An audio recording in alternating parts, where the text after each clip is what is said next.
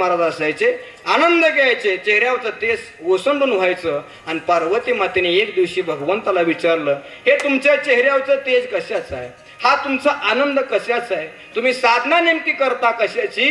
तर सांगितलं, मी माझ्या देवाचं नामस्मरण करतो, हे ज्ञान मला, हे जाज्वल्य ज्ञान मला अनुभूती देत असते. मग पार्वती मातेनं हट्ट केला, मला सुद्धा ते ज्ञान पाहिजे. आता बायकोचं ऐकावं लागतं बरं का. मला काय लय माहित नव्हतं, पण वर्षभरात बरंच काय काय कळायला लागले, अनुभवे आले अंगा, ते या जगात देता असे. बायको नावाचा प्राणीच विचित्र. एका जाव्याने फोन केला सासऱ्या, मामा मामा म्हणले फोन ठेव, मी भांडी घासायला लागलो.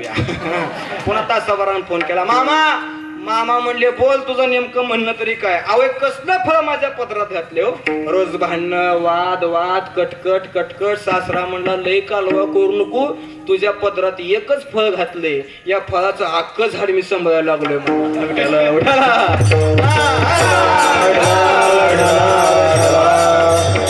बायको मग कुणाची बी असू द्या, तुमचं काय माझं काय सारखंच आहे की महाराज. तुम्ही तशा, आम्ही नीट बसा मामी विठाल.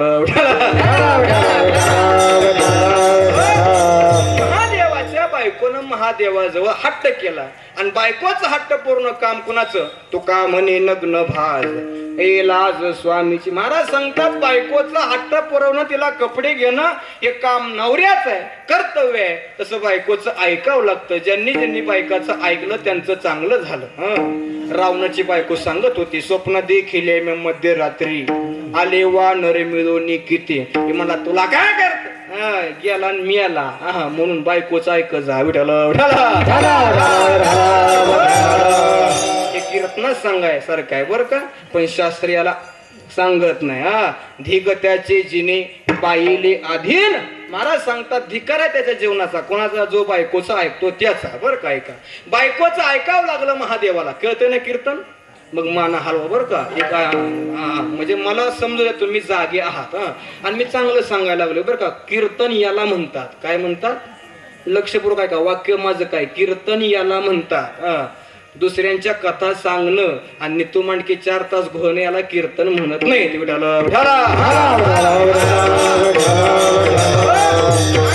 मग बायकोचा हट्ट पूर्ण करण्यासाठी भगवान परमात्म्यानं बायकोला सांगायला सुरुवात केली. पण महाराज कीर्तन काय जल चाललं. आमचे गुरुवर नामदेव आप्पा वडसकर बरं का, नामदेव आप्पा शामगावकर नाही, वडसकर बरं का नवनीत महाराज. आमच्या आप्पाचे कीर्तन जर ऐकाय बसलो व्यंकट महाराज, तर मलाच कीर्तन कळत नाही. झोपच लागते कीर्तनात, कारण ते माया ब्रह्मन विज्ञान, आणि मग ते परत परा पश्यंती मध्यमा वय करीन, मग परत येत ना तुयर्गान परत मोक्ष, असा मार्ग असतो कीर्तनाचा. नाही कळत महाराज कीर्तन. त्याला वाक्याचे कान तेवढे मजबूत पाहिजे, श्रोत्याचे कान तेवढे मजबूत पाहिजे. असं कीर्तन चाललं का माणसाला झोप लागते का नाही? जड चाललं का माणसं झोपतात, माझा अनुभव आहे का नाही? जड चाललं पार्वती मातेला, आणि पार्वती मातेला झोप लागली, आणि ते ज्ञान वाया जाऊ द्यायचं नाही म्हणून मच्छिंद्राने ते ज्ञान ग्रहण केलं मासेच्या पोटात. आदिनाथ उमा बीज प्रगटले, मच्छिंद्राला दले सहज, त्याची प्रेम मुद्रा गोरक्षा दिली, पूर्ण कृपा केली गहिनीनाथा. आणि मग हे ज्ञान निवृत्ती दादापर्यंत आलं, आणि मग निवृत्ती दादानं ते ज्ञान ज्ञानोबरांनी दिलं. ज्ञानदेवा सार सुजविले, आणि मग ज्ञानोबरांनी क्रांती केली. क्रांती. नवनीत महाराज, आज आपण कीर्तन करतोय ना, हे फक्त आणि फक्त ज्ञानोबरांचे उपकार आहेत. ज्ञानोबरा जर झाले नसते तर सर्वसामान्य माणसाला कीर्तन करता आलं नसतं. कारण पद्धत होती, एकच गुरु आणि एकच शिष्य ही पद्धत होती. आणि त्यामुळं महाराज या संप्रदायाचं विस्तार होत नव्हता, आकुंचन पावायला लागला संप्रदाय. मग ज्ञानोबराने क्रांती केली. काय? संस्कृताची गाठी उघडून ज्ञान दृष्टी, ज्ञान उघडं केलं. आणि मग ज्ञानदेवी रचिला पाया, उभारिले देवालया. आणि मग ही परंपरा मोठी व्हायला लागली. नामाता याचा किंकर, जेने केला हा विस्तार, जनार्दन एकनाथ थांब दिला भागवत. आणि तुका झाला असे कळस, भजन करा सावकाश. तुकोबरापर्यंत परंपरा आली. आणि महाराज तुकोबराने एक महाराज परत परंपरेला एक क्रांती करून दाखवली. तुकाराम महाराजांनी सर्व संतांची मीटिंग घेतली. मीटिंग घेतली आणि सांगितलं, तुमचं म्हणणं काय, तुमचं म्हणणं काय? ऐका, 4 वेद, 6 शास्त्र आणि 18 पुराण एकत्र घेतली. संत एकांती बैसली. ज्ञानदृष्टी अवलोकिली सार काढिले निवडून ते हे विठोबाचे नाम. आणि मग त्या 4 वेदातनं 6 शास्त्रातनं पुराणातनं असं सिद्ध झालं की कलियुगात जो जो माझं भजन करील त्यालाच मी प्राप्त होईल. माझ्या भजनाशिवाय कलियुगात दुसरा पर्याय नाही. वेदानं सांगितलं, शास्त्रानं सांगितलं. आणि तुकाराम महाराज म्हणतात, तुमचा जर आमच्यावर विश्वास नसेल, पहावे पुराणी विचारो रे, पहावे पुराणे विचारो रे, पहावे पुराणे विचारो रे, पहावे पुराणे. तुका म्हणे नाही विश्वास जामोरी, तुका म्हणे नाही विश्वास जामोरी, विश्वास जामोरी,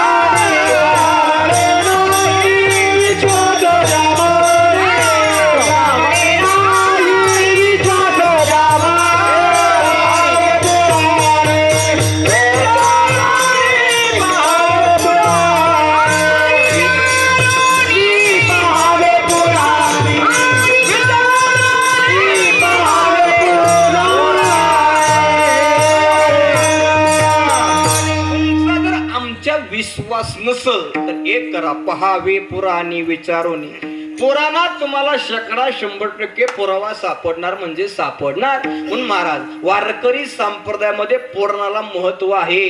पुराणाच्या कथा केल्या जातात म्हणून पुराण प्रमाण मानलं सांगितलं. आता तुम्ही नुसतं मोकळं बोलायचं नाही. कुणाला? संताला सांगितलं. आता असं करा, तुम्ही तुमचं प्रत्येकाचं एक पत्र तयार करा आणि त्या पत्रावर सही आणि शिक्का करा. कुणी सांगितलं? तुकाराम महाराजांनी. मोकळ्या कागदाला किंमत नाही. गावातनं ग्रामपंचायतचं पत्र तुम्ही आणलं आणि त्या पत्रावर जर सरपंचाचा किंवा ग्रामसेवकाचा शिक्का सही नसेल तर त्या पत्राला काढीचीही किंमत नाही. पण त्या पत्रावर जर महाराज ग्रामसेवकाची सही शिक्का असेल आणि तुम्ही कोणत्याही मोठ्या ऑफिसला गेला तर तो ऑफिसर, तो अधिकारी तुमचं पत्र हातात घेऊन वाचल्याशिवाय राहत नाही. महाराजा इथं किंमत कशाला आहे? मोगम बोलण्याला किंमत नाही, तर सही आणि शिक्क्याला किंमत आहे. आणि मग महाराज तुकोबरायने ते सही शिक्क्याचं पत्र हातात घेतलं आणि तुकाराम महाराज मृत्यूलोकात परत आली. एकंदरीत शिक्का पाठविला इहलोका, आलो म्हणे तुका मी नामाचा धारक. तुकाराम महाराज म्हणतात, मी आलो एकटा आलो. कसं व्याकरण आहे का? आता व्याकरण बारीक आहे का? आलो म्हणे तुका मी नामाचा धारक. मी म्हणल्यानंतर एकटा आलं का नाही? पण आल्यानंतर तुकाराम महाराज सांगतात, आम्ही नामाचे धारक नेनो प्रकार अनेक सर्व भावे एक विठ्ठलची प्रमाण. तुकाराम महाराज म्हणतात, मी आलो आणि ते ज्ञान माझ्या पुरतं मर्यादित ठेवलं नाही. मी ते सर्वांना वाटून टाकलं आणि या जगाला नामधारक करण्याचा प्रयत्न केला. कारण जगाच्या पाठीव नामा एवढं सोपं काही नाही. नामामृत गोडी वैष्णवाला दली, योग्या साधली जीवन कला, सत्वर उच्चार प्रल्हादी बिंबला, उद्धवाला दला. महाराज सांगतात, नामाशिवाय बर नामी साधना एवढी सोपी आहे, एवढी सोपी आहे. मला सांगा, देवाचं नाव घ्यायला काही ठिकाणाचं बंधन आहे का? हो, आहे का? देवाचं नाव घ्यायला ठिकाणाचं बंधन नाही. हो, देवाचं नाव घ्यायला काय काळाचं बंधन आहे का? नाही. बरं, देवाचं नाव घ्यायला आंघोळी केलीच पाहिजे असं काय आहे का? आहे का? आहे का? बरं, देवाचं नाव घ्यायला महाराज स्वरात तालाचं काय बंधन आहे का? बरं, देवाचं नाव घ्यायला काय उलट सवचं बंधन आहे का? बरं, देवाचं नाव घ्यायला काय जातीपातीचं बंधन आहे का बाबा? नाही. आहे का? देवाचं नाव घ्यायला ठिकाणाचं बंधन आहे. ठाईचं बै सोनी चित्त आवडी अनंत अळवा. तुकाराम महाराजांची ख्याती काशीपर्यंत गेली. काशीत विद्वान भेटायला आली. महाराज घर कुठं? हे काय येतं? कुठं गेले महाराज? सकाळच्या विधीला तिकडं पाठीमाग गेले आणि तुकाराम महाराज बसले होते सकाळच्या विधीला आणि मुखातनं नामचिंतन सुरू होतं. विद्वानाने सांगितलं, तुम्हीच तुकाराम का? हो, मीच तुकाराम. काय अकलीचा भाग? महाराज म्हणले, काय झालं? बसलाय कशाला? करताय काय? महाराज म्हणले, माझी मदत झाली अनावर वाद, माझी मदत झाली अनावर वाचा, माझी मदत झाली अनावर वाचा, माझी मदत झाली अनावर वाचा, माझी मदत झाली अनावर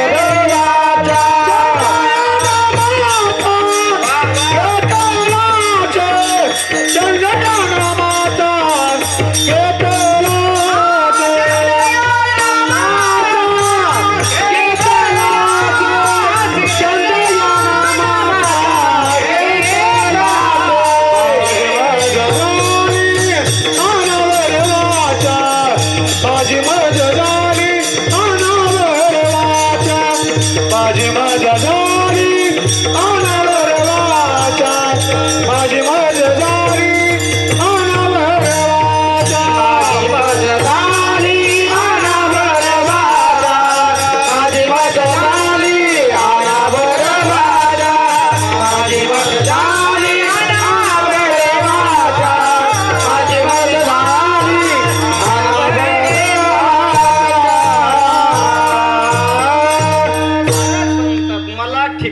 कळत नाही, कारण माझी जीभ माझी वाचा अनावर झाली. असं असते का?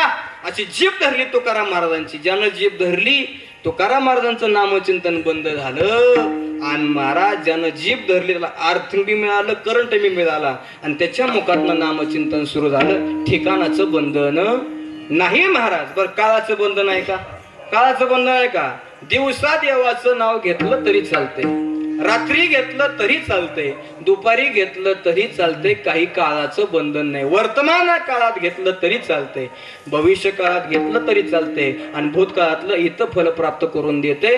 काळाचं बंधन नाही. काळ वेळ तया लागी, हा दोन्ही पक्ष पायी उतरते. महाराज काळाचं वेळेचं बंधन नाही. दुसरा क्रमांक. तिसरा क्रमांक, देवाचं नाव घ्यायला अंघोळी केलीच पाहिजे असं काय आहे का महाराज?